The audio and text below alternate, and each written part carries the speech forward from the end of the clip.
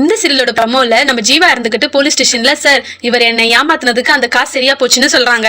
அதுக்கு அந்த போலீஸ்காரங்களும் இவர் உங்களை ஏமாத்தணும்னு நினைச்சா அப்புறம் எதுக்குமா 27 லட்சம் ரூபாய் உனக்கு கொடுக்க போறாருன்னு கேக்குறாங்க. உடனே ஜீவாவும் சார் நாங்க ஒன்னா வாழ்ந்திருக்கோம், அதுக்கு இந்த காசு சரியா போச்சு, அந்த காசுல திருப்பி கொடுக்க முடியாதுன்னு சொல்றாங்க. உடனே நம்ம மனோஜ் கோவப்பட்டு சார் இவகிட்ட நீங்க இப்படி எல்லாம் பேசிக்கிட்டு இருக்காதீங்க, பிடிச்சி ஜெயில போடுங்க சார்னு கத்துறாரு. உடனே போலீஸ்காரங்களும் ஜீவா கிட்ட இங்க பாருமா, உன் மேல நான் இப்ப கேஸ் போட்டேன்னா அந்த கேஸ் முடிகிற வரைக்கும் உன்னால எங்கேயுமே போக முடியாது. ஏதோ ப்ராப்பர்ட்டி வாங்க போறேன்னு சொன்னீங்களே அதுவும் நடக்காது. கோர்ட்டுக்கு போனதுக்கு அப்புறம் உங்க மேல தப்பு இருக்குன்னு ப்ரூவ் ஆயிட்டா கோர்ட்டு மூலமா பணத்தை இவங்களுக்கு திருப்பி கொடுக்கணும்.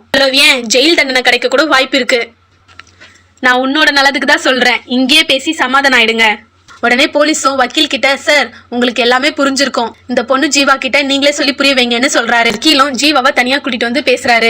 அப்ப இதோ பாருங்க ஜீவா, நீங்க தான் பணத்தை ஏமாத்துனீங்கன்ற ஆதாரம் உங்ககிட்ட இருக்கு. நீங்க பணத்தை கொடுத்தா மட்டும்தான் இங்க இருந்து நீங்க கனடா போக முடியும். இந்த கேஸ் கோர்ட் வரைக்கும் போச்சுன்னா உங்களுக்கு தான் பிரச்சனைன்னு சொல்றாரு.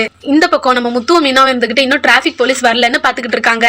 அப்ப நம்ம முத்து ஜீவாவை பாத்துட போறாரு. பாத்துட்டு மேடம் நீங்க இங்க என்ன பண்றீங்க, நீங்க ஏன் போலீஸ் ஸ்டேஷனுக்கு எல்லாம் வந்தீங்கன்னு கேட்க போறாரு. உடனே நம்ம ஜீவாவும் எல்லாத்துக்கும் காரணமே நீதான், நீ சொன்னதான் அந்த பார்லருக்கு போனேன், அங்க போய் தான் எனக்கு நிறைய பிரச்சனை ஆயிடுச்சுன்னு சொல்றாங்க. உடனே முத்துவும் என்ன மேடம் சொல்றீங்க, பார்லருக்கு போனதுனால பிரச்சனையா, அங்க என்ன பிரச்சனைன்னு கேக்குறாரு. உடனே ஜீவாவும் மழை பிக்கிட்டு அதெல்லாம் ஒண்ணும் இல்ல நீங்க கிளம்புங்கன்னு சொல்லிடுறாங்க. இன்னொரு பக்கம் நம்ம மனோஜ் போலீஸ் ஸ்டேஷன்ல இருந்து போன் பேசிக்கிட்டே வெளியே வராரு.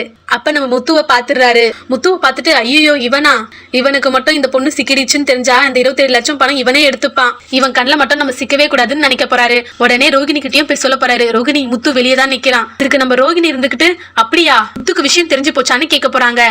இல்ல ரோகிணி அவனுக்கு விஷயம் தெரிஞ்ச மாதிரி தெரியல, அப்படி அவனுக்கு விஷயம் தெரிஞ்சிருந்தா நேரா நம்ம கிட்ட தானே வந்து பேசியிருப்பான், ஆனா அவன் வெளியே நின்றுட்டு இருக்கான்னு சொல்றாரு. இதுல நம்ம முத்து மீனா கண்ணில் படாம மனோஜோ ரோகிணியும் இந்த போலீஸ் ஸ்டேஷனை விட்டு எப்படி போக போறாங்கன்றத பொறுத்திருந்து பார்க்கலாம்.